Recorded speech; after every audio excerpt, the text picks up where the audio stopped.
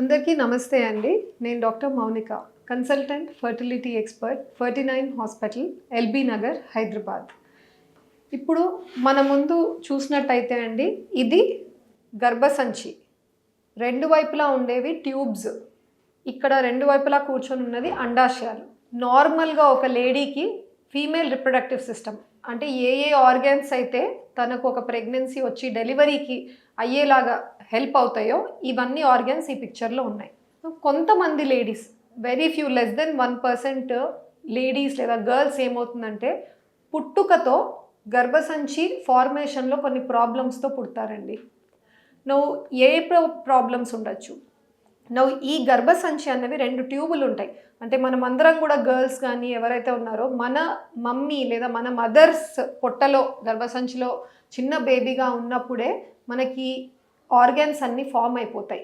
So పుట్టిన బేబీలో, even small baby గర్ల్లో కూడా మనకి స్ట్రక్చర్స్ అన్నీ కనపడాలి.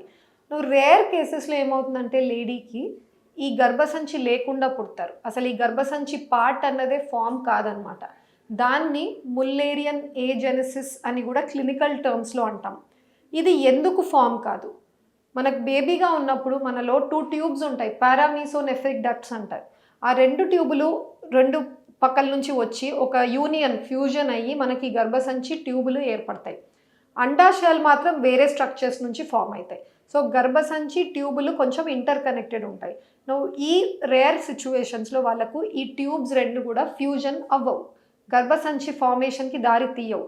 అప్పుడు వాళ్ళకు బర్త్ టైంలో మనకి ఏ ప్రాబ్లం బయట పడకపోవచ్చు, కానీ అందరిలాగా గర్ల్స్ పీరియడ్స్ స్టార్ట్ అవ్వవు. పెద్ద మనిషి అయ్యే ఏజ్ అది 10 years, 12 years, 14 years, ఎంత లేట్ అయినా వాళ్ళకి పీరియడ్స్ అనేవి మొదలు అవ్వట్లేదు అని వాళ్ళు టెస్ట్కి వెళ్ళినప్పుడు లేదా డాక్టర్ని కన్సల్ట్ అయినప్పుడు స్కాన్స్ తదితర ఇన్వెస్టిగేషన్స్ చేసినప్పుడు ఈ ప్రాబ్లం ఉంది అని బయటపడుతూ ఉంటుంది.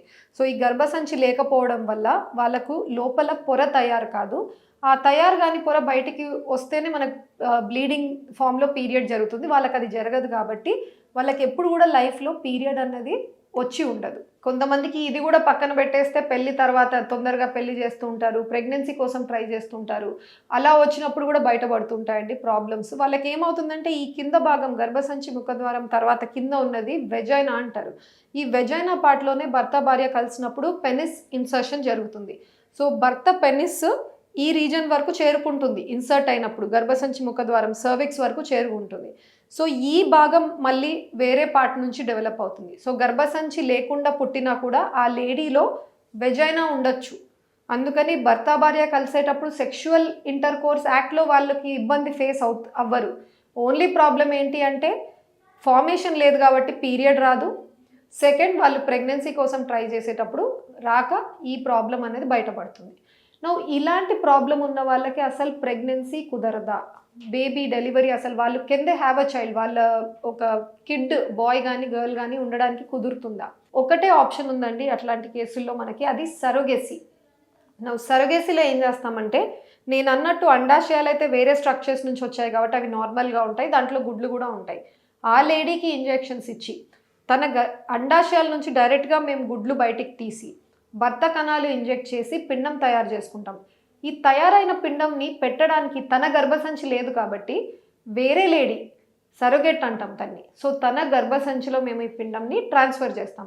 పూర్తి 9 నెలలు ఆ సరోగేట్ మదర్లో ఆ పిండం పెరిగి 9 months వరకు బేబీ డెలివరీ అయ్యాక లీగల్ గ్రౌండ్స్ ప్రకారం ఆ బేబీని మళ్ళీ ఆ మదర్, ఆ పేరెంట్స్, జెనెటిక్ పేరెంట్స్కి రిటర్న్ ఇవ్వాలి సరోగేట్.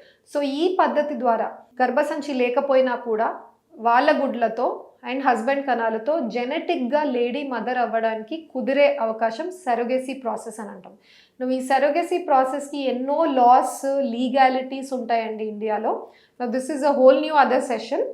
సో అవి ఏ లేడీ సరోగేసీకి వెళ్ళొచ్చు, ఎలా పర్మిషన్స్ని అక్వైర్ చేసుకోవాలి, ఏ లేడీ సరోగేట్గా యాక్ట్ చేయొచ్చు, సో ఇవన్నీ కరెక్ట్గా మీరు లీగాలిటీస్ అన్నీ ఫినిష్ చేసుకుంటేనే ఇటువంటి ప్రొసీజర్ ద్వారా వెళ్ళి మీరు జెనెటిక్గా మదర్ అవ్వడానికి ఆప్షన్ అన్నది ఉంటుంది. Thank you.